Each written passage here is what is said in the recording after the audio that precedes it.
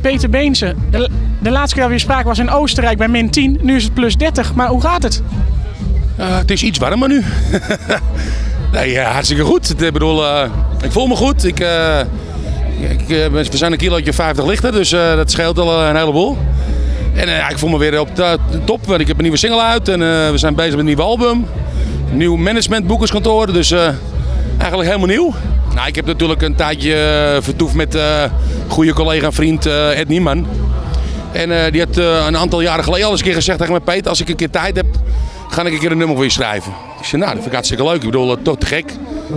En nou was het eigenlijk net voor, na de wintersport eigenlijk net. Kwam ik hem tegen en toen zei hij tegen mij: van Peter, hij zegt, met Rob Tijden kwam ik elkaar tegen. Hij zegt, het wordt misschien tijd om een keertje een nummer voor je te schrijven.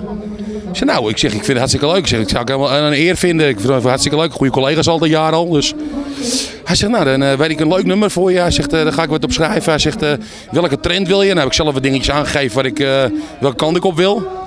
En toen heb je dit nummer geschreven en ik ben helemaal trots op. Het is in ieder geval een heel zomers nummer.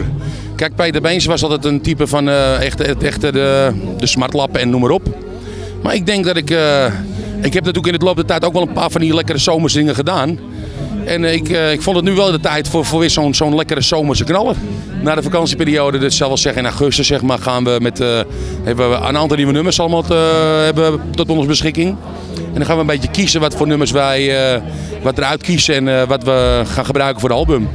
En dan gaan we na de vakantie zeg maar, meteen opnemen ook. Ik heb dus al een aantal nummers liggen en er moeten er nog een aantal bij komen. Dus heren schrijvers, doe je best bij deze.